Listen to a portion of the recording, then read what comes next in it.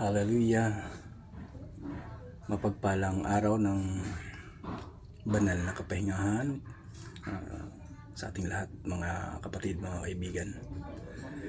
At sa oras na ito, at sa araw na ito, tayo'y magninilay-nilay na naman ng mga ilang bagay, mga ilang salita ng ating alahayam, na ating titingnan kung ito ba ay magiging applicable sa ating pang-araw-araw na pamumuhay bilang nasa mortal na kalagayan.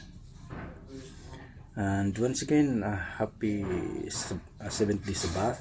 At yun man, binabati ko rin ang lahat sa ating nakaraan na pagtitipon kahapon ng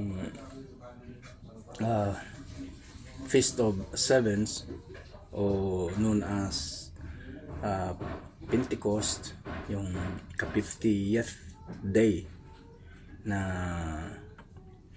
itinakda ng ating Elohim na kapistahan. Tinatawag din itong First Fruit Festival. Anyway, mga kapatid,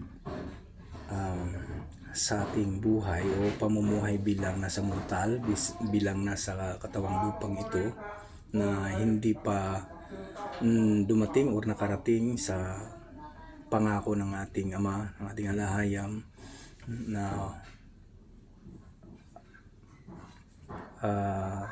matatawag nating perfect time na kanyang itinakda, na kanyang tinakda para sa lahat ng mga sumusunod, masunurin sa kanya. Tayo'y at marami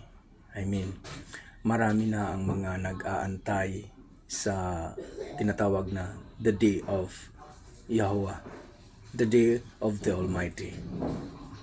Marami ng mga speculations, marami ng mga haka-haka, at marami na rin mga nag-aaral patungkol sa the last days, okay, na sinasabi sa mga propesiya sa kasulatan.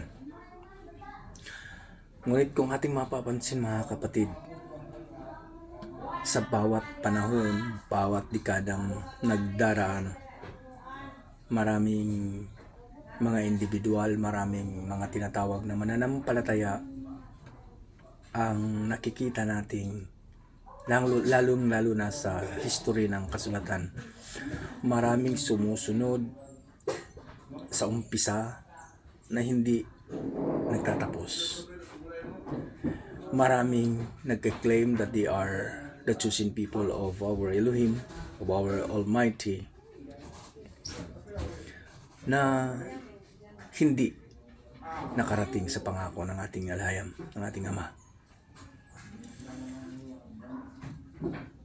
Ngunit gayon pa man, patuloy ang ating mailikha, patuloy ang ating Amang makapangyarihan, Ama na nagmamay-ari ng lahat. Patuloy siyang nagbibigay ng daan, patuloy siyang nagbubukas ng mga panibagong pag-asa sa bawat isa. Hanggang sa ating kapanahunan ngayon, hanggang sa henerasyon na ating tinatamasa ngayon. Kung titingnan natin, mga kapatid, lalong-lalo na sa ating kapanahunan ngayon, there are so many groups of people, religious people, group of individuals that claiming that they are on the way of righteousness. Some people claiming that they are in the right path, the right ways. Ngunit kung titingnan natin, taliwas naman ang pamumuhay, taliwas naman ang ipinapakitang pamumuhay, pagsasabuhay sa mga sinasabi o mga sinasalita. At karamihan ngayon, kung napapansin natin o kung napapansin niyo mga kapatid, mga kaibigan, some people or most of the people, especially to the family of so-called believers, even in Christians, Islam, Buddhism, Taoism, in any form of religious group, some of the group members are complacent. Kung napapansin ninyo mga kapatid, lalong-lalo na in Christian community, they feel secure, they feel content. Yung masasabi natin, bakit ko nasasabi ito mga kapatid? Dahil minsan naging ganun ako. Minsan nararanasan ko or yun ang pinanindigan ko. Dito na lang ako, kontento na ako dito. I feel secure. I feel secure of what I believing for. I feel secure of what I am.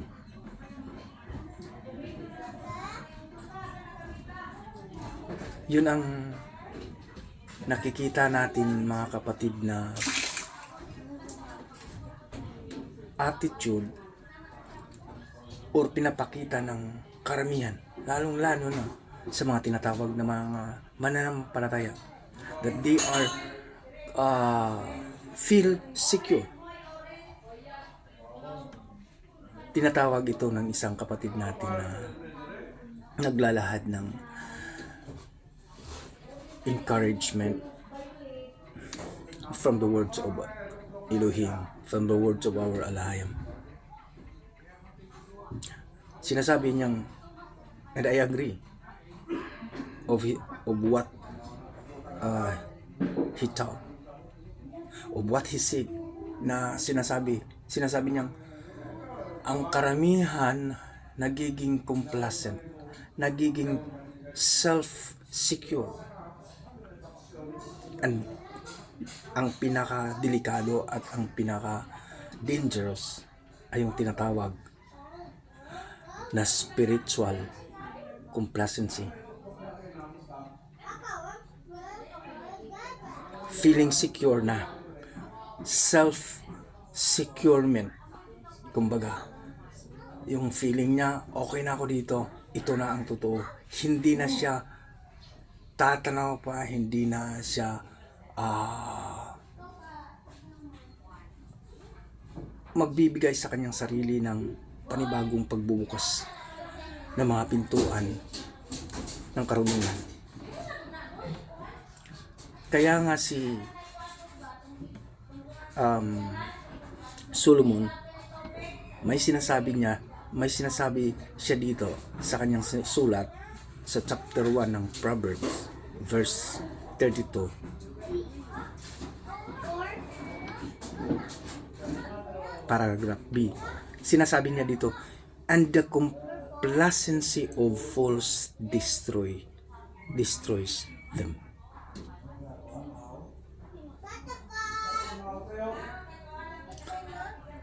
Yung pagkakontento sa sarili ng mga fool, ng mga mangmang,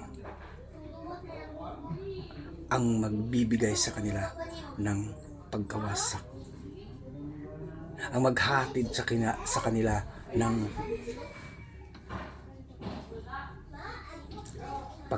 pagkawasak.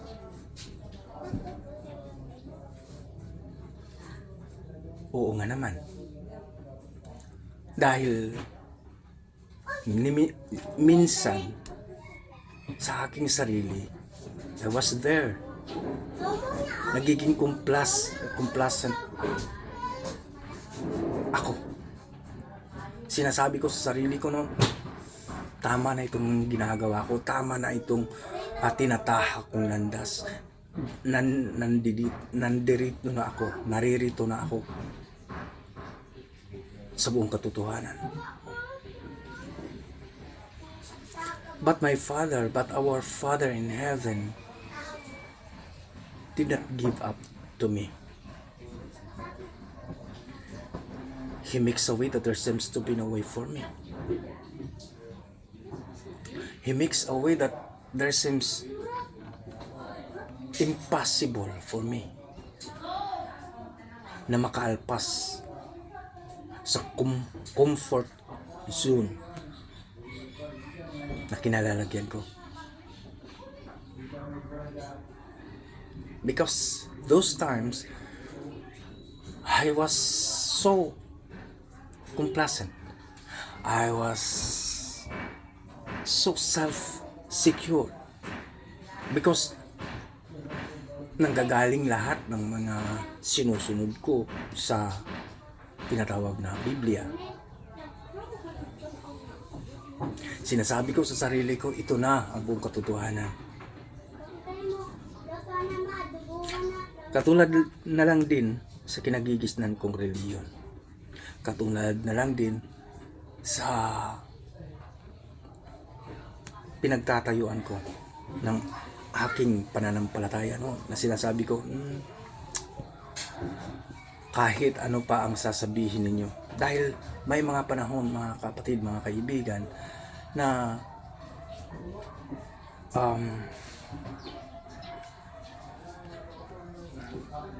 may mga taong nagsishare sa akin ng mga bagong kumbaga nagiging bago, you know what I mean with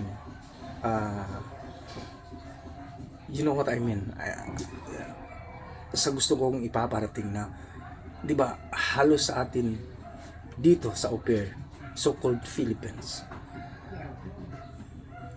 nakamulatan natin ang isang relihiyon na tinatag ng mga Spaniards.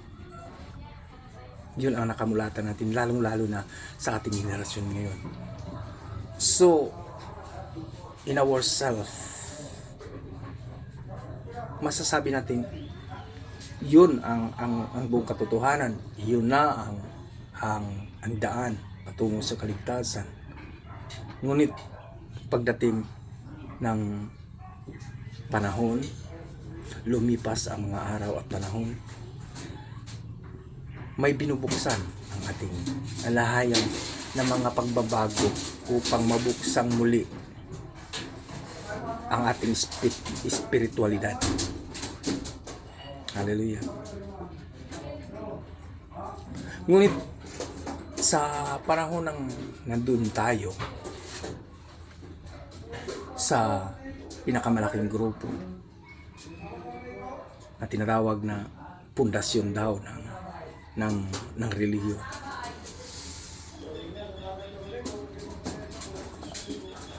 maybe sorry for the word, dahil sa lahat ng mga makakapanood, makakarinig sa video nito, maybe ang iba hindi nakaka-experience ng nakamulatan nila ang pinakamalaking relihiyon dito sa so-called Philippines. Bakit ko naikwento ang nabalikan ang kwentong ito, mga kapatid? Dahil nakikita natin na paulit-ulit lang din, kahit nakalabas tayo sa relihiyon yun at pumunta tayo sa ibang sikta, paulit-ulit ang scheme ng adversary. Paulit-ulit niyang isinusubo sa mga tinatawag na mananampalataya ang isa sa mga matatawag nating successful scheme niya upang ang tao ay patuloy na mababaon, patuloy na hindi matutuklasan ang buong katotohanan sa pagsunod sa kalooban ng ating Creator, sa ating alahayam, sa ating Elohim. This spiritual complacency is the one of the best or successful scheme ng adversary. Bakit?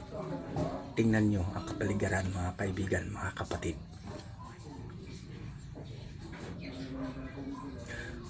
Kung magsishare ka sa kanila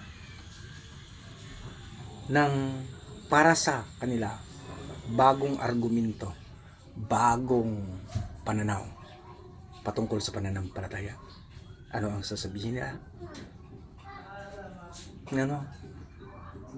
I am contented. Kontento na ako dito sa kinatatayuan ko, sa kinabibilangan ko, dahil ito na ang kinamumulatan ko. At dito na ako komportable.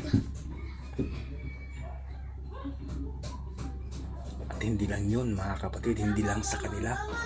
Maging dito sa ating sirkulo, maging dito sa ating circle, sa mga nagsasabing nagsisikap or nandito na sa pagsunod sa Torah, the spirit of complacency is still working inside to each and individual. Hindi ako exempted dyan, mga kapatid. Minsan nafe-feel ko pa rin yun, yung securement. Minsan ayoko nang tumuklas pa ng mas malalim. Maiisip ko sa akin sarili, okay na ako dito. But no, kahit ilang bisis ko nang nababasa ang tinatawag na Biblia, although ang palaging nababasa natin ngayon, mga kapatid, ay yung 66 books of Christianity, of the Christians, lalong-lalo na sa mga so-called tawag dito, yung mga tumiwalag sa nauunang relihiyon dito sa Philippines. Kaya binalikan ko ang 72 books ng kinagisnan kong relihiyon. Bakit? Merong yung 6 na libro doon ay may mas marami pa tayong matututunan na mga history sa ating mga ancestors. Paano nila ipinaglalaban ang kanilang pananampalataya at paniniwala sa ating malikha. Katulad na lang sa Book of Maccabees, kung babalikan natin, mga kapatid, ang istorya ng mag-iina.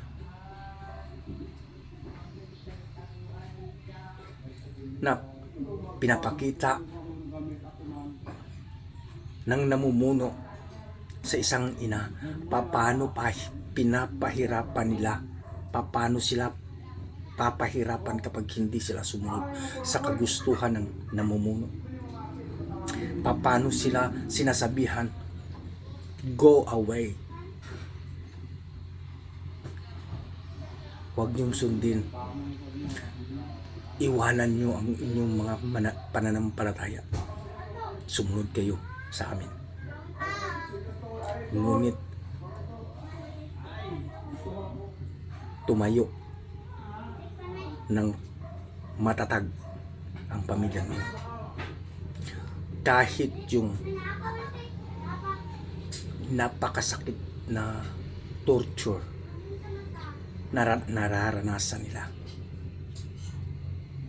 kahit sa bingit ng kamatayan, hindi nila ipinagkaluno ang ating Ama, ang ating Divine Father, ang ating Almighty Father, the Creator of everything, the Creator of all things.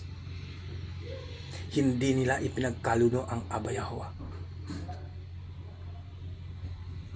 Ang kanilang pananampalataya, kanilang pinaglalaban kahit sa bingit ng kamatayan.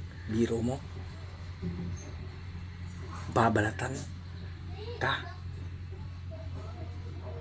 lilitsunin ka. Kung ikaw ang isang ina na unti-unting ipinapakita sa iyo ang iyong mga anak, babalatan sa harapan mo upang sasabihin mo lang, ituturo sa inyo na sabihin mo lang na tumiwalag ka sa iyong pananampalataya, iwanan mo ang Ama. Ano ang mararanasan mo? Grabe yung pananampalataya ng ating mga nauunang mga kapatiran. Hindi sila natatakot sa kamatayan. Hindi sila natatakot na ipaglalaban ang kanilang paniniwala at pananampalataya sa ating Elohim, sa ating alayang, kahit sa bingit ng kamatayan. Ngunit sa ating henerasyon ngayon, taliwas.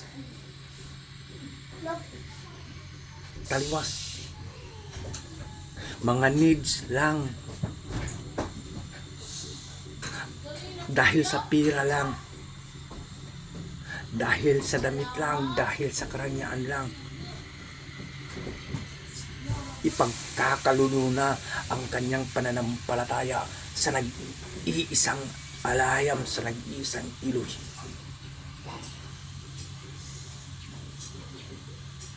Dahil lang sa kunting hindi pagkakaintindihan, bibigyan na ng sama ng loob ang dakilang Aba Yahuwah sa pamamagitan ng hindi pag-perform ng kanyang duty as His children, His sons and daughters.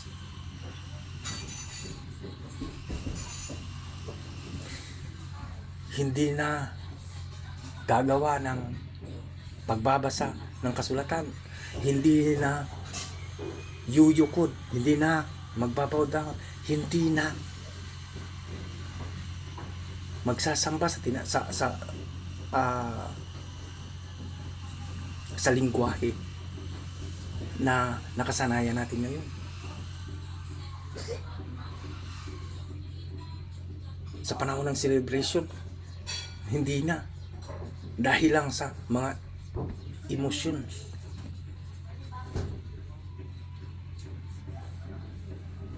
A very slight situation, a very slight situation na hindi mo na maipaglalaban ang pananampalataya mo sa Kanya, sa ating Ama, dahil lang sa ini-inject ng adversaryo sa iyong isipan. Ang galit, ang panibugo, ang silos, lahat ng negative attitude, negative thoughts.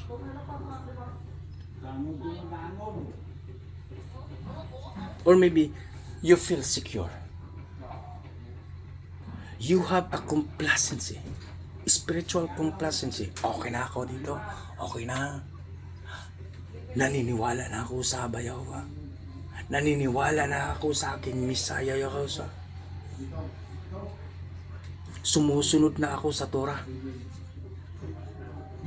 But wait, brothers and sisters, friends, nag-iisa lang ba ang nakasulat sa Torah? Nag-iisang commandments lang ba or law ang ibinigay ng Ama upang magiging matatawag tayong ganap? Hindi sa kautusan pa lang na known sa mga tao hanggang ngayon, na tinatawag ng iba, ng karamihan, na the 10 Commandments of Moses daw. Yung 10 Commandments pa lang, 10 na yun, 10 yun. Yung 5 na kautusan na yun, patungkol or para sa ating Elohim, sa ating alayam. Yung kasunod na 5, para sa ating kapwa na ating susunod. 10 pa lang. Ngunit kung hindi mo masunod ang isa noon, medyo mag-iisip na tayo kung nasunod ba natin ang kalooban ng ating Ama. Hindi ko sinasabing, baka sasabihin ninyo mga kapatid, ano ka ba, brother? Are you perfect? No, I'm not. Ang ibig ko lang sabihin mga kapatid, iisipin natin na ang ating ipinaglalaban ngayon ay hindi basta-basta. Ang ating ipinaglalaban ngayon ay buhay na walang hanggan, kasama ng ating Creator, kasama ng ating Messiah, kasama ng ating King of Kings.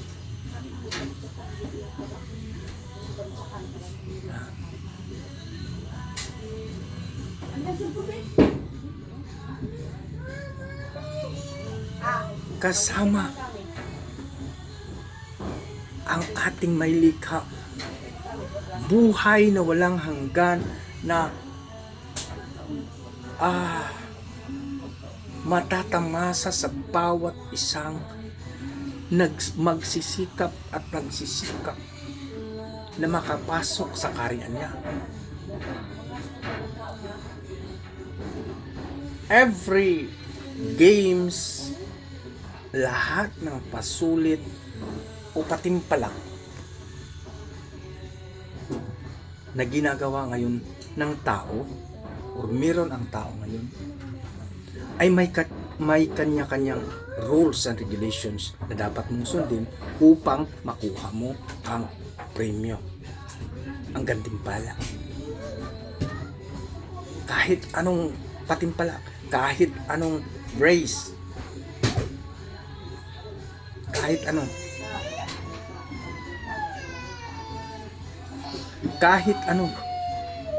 meron kang dapat na sundin na mga rules and regulations. Meron kang gustong meron kang dapat sundin upang makuha mo ang gantimpala. Di po ba? Lahat ng mga nagwawagi sa mga anumang rails, anumang patimpalak, ay dumadaan sa matitinding training. Kahit anumang sports, dumadaan ng matitinding training. Halimbawa, Manny Pacquiao. Hindi narating ni Manny Pacquiao kung anuman ang kanyang napagtagumpayan sa kanyang karera sa boxing kung hindi niya yon pinaghihirapan, kung hindi niya sinunod lahat ng mga reglamento ng trainings. Hindi niya narating or nakuha ang 8 divisions na siya ang nagiging champion. Di po ba? Tiger Woods, sa larangan ng golf. Alam ng mga kapatid natin ang hirap ng pagpapractice. Alam ng ibang mga kapatid natin dito ang hirap ng dinadaanan ni Tiger Woods bago niya makuha ang kanyang titulo. At iba't ibang mga nagiging known na athletes. Hindi nila narating ang kinatatayuan nila ngayon kung hindi nila sinunod ang mga rules and regulations of trainings. We as the believers, kailangan din nating sundin ang mga rules and regulations of this present trainings. Hindi pa tayo nakakarating sa finishing line. Kaya nga ang ating Aba, ang ating Ama, ang ating Heavenly Father ay nagbibigay sa atin ng mga rules and regulations, rulings na kailangan nating sundin upang magiging karapat-dapat tayong tatanggap o makatanggap ng gantimpala niya, kanyang inihanda na gantimpala. Kaya friends, brethren, don't be complacent. What you have sa ngayon, be searchful.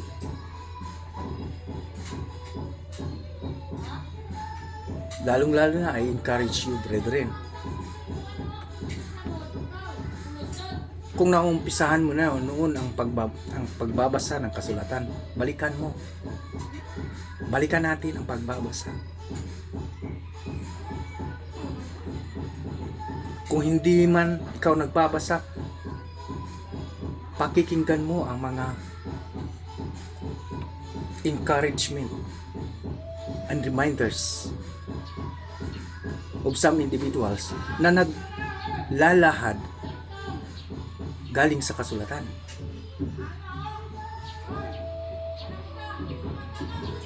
Huwag mong isipin na alam mo na ang lahat. Huwag nating isipin na alam natin na ang lahat. Patuloy pa tayong naglalakbay at patuloy pa rin tayong magtutuklas kung ano pa man ang hindi pa natin nalalaman. But make it aware. Be aware. Beware of dogs. Malimit nating makikita yan sa mga bahay na may mga aso. Beware. Be aware of dogs. Sino, ano ba? Kanino ba? Sino ba ang mga aso? Mga aso ng adversaryo na nagbibigay sa inyo ng distraction sa inyong focus of your focusing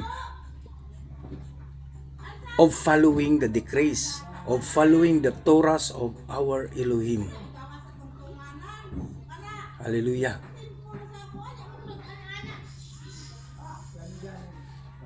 Mga kapatid, mga kaibigan, kunting interruption. Pagpasensyahan niyo na kung sa ating recording ngayon ay may mga unnecessary na maririnig kayo dahil hindi natin hawak ang place, ang lugar natin. Halos dingding lang ang pagitan ng mga kapitbahay. Anyway, balik tayo. So, iisipin natin mga kapatid, mga kaibigan.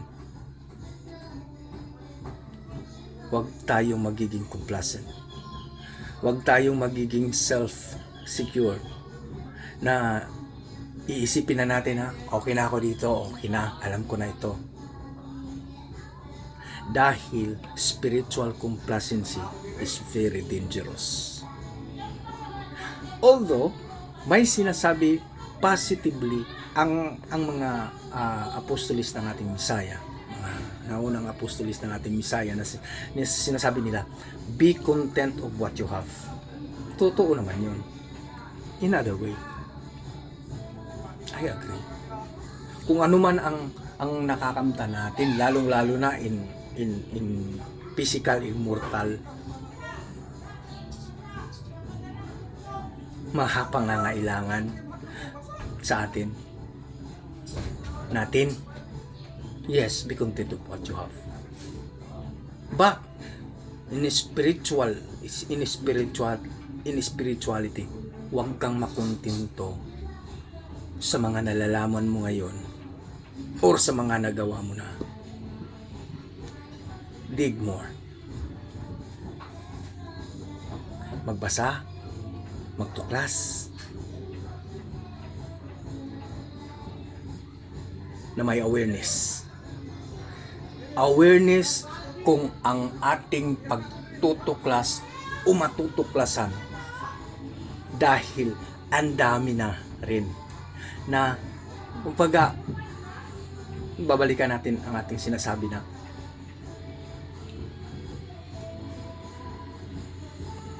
iisipin natin that merong oposisyon. Mulat sa simula, meron ng oposisyon, meron ng banggaan na nangyayari between good and evil na tinatawag, between our Heavenly Father and to the adversary. Di po ba? Kahit nga ang Misaya, tinetempt, tinatry. The adversary is trying hard to tempt the Son of the Living, Elohim, nung siya'y pumarito upang ganapin ang kanyang task naman na magiging siya ang ultimate redemption na binigay ng Ama sa sangkatawan once and for all. Kaya pinakita ng Misaya, pinakita ng Ama na gaganapin ng kanyang anak bilang magiging tao, magkakatawang lupa, magkakatawang tao, upang ipapakita sa tao na kakayanin ng kanyang gawa, ng kanyang minolda, hinubog, kinuha galing sa lupa, na kakayanin ng bawat individual ang kanyang mga itinuturo, na kakayanin ng isang individual ang kanyang mga regulasyon. Is the Messiah sa panahon ng kanyang pagkasilang dito sa mundo, Elohim ba siya? Hindi Di ba hinubad niya? Sabi sa kasulatan, hinubad niya ang kanyang pagka-Elohim, ang kanyang pagkaalaya, ang kanyang divine nature. Hinubad niya. Pumasok siya bilang mortal. Ginawa niya ang kanyang task bilang mortal. Dahil kung siya'y Elohim sa pagkakataong yun, mamamatay ba siya?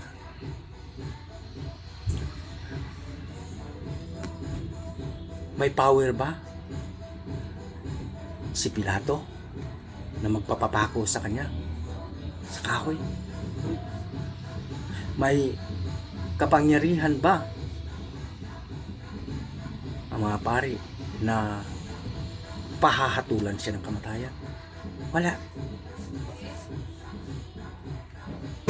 Diba? Siya na rin ang nagsasabi kung ang kaharian ko ay dito sa lupa, papayag ba ang aking mga sundalo, ang aking mga kawal, na ako'y pahihirapan? Di ba? So mga kapatid, mga kaibigan, don't be complacent, especially of spiritual complacency. Huwag nating hahayaan na ang ating mga sarili na malagay sa kumunoy na inihanda ng adversaryo.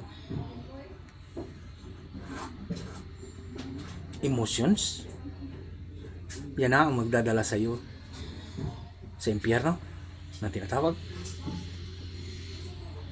Yan na ang magpapatumba sa iyo. Kunting galit, hatred,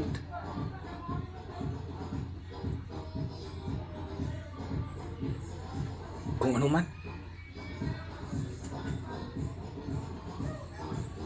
make it positive. Make it positive. The negative things that the adversary pushing onto you,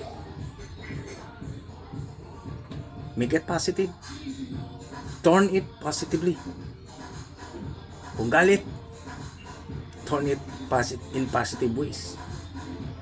Sige, magalit ka, pero yung galit na yon, ibaling mo sa adversaryo. Yes, nagagalit ako, hindi sa aking kapwa, hindi sa aking kapatid, hindi sa aking kaibigan, hindi sa kapwa ko, kundi sa iyo, adversaryo. Kung tataniman ka ng galit, ibalik mo sa nagtatanim, ang adversaryo. Kung tinataniman ka ng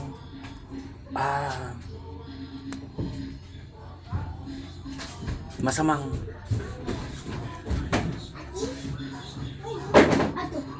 attitude, ibalik mo sa kanya. Yun, ganun lang yun ang ating gagawin at magagawa. Dahil kung ano ang itinanim, ang siyang aanihin. Di ba? Di ba? Tinaniman tayo ng ating Ama ng pag-ibig. Ibalik natin ang pag-ibig na yun sa ating Ama. Tinaniman tayo ng ating Ama ng pang-uunawa sa ating kapwa. Ibalik natin yun. Tinaniman tayo ng ating Ama ng pagkamaunawain. Tinaniman tayo ng mga mabubuting asal ng ating Ama. Yun ang ating ibalik sa Kanya. Kaya mga kapatid, mga kaibigan, anuman ang sitwasyon natin mararanasan ngayon. Kaya nga nasasabi ko kahapon sa ating selebrasyon,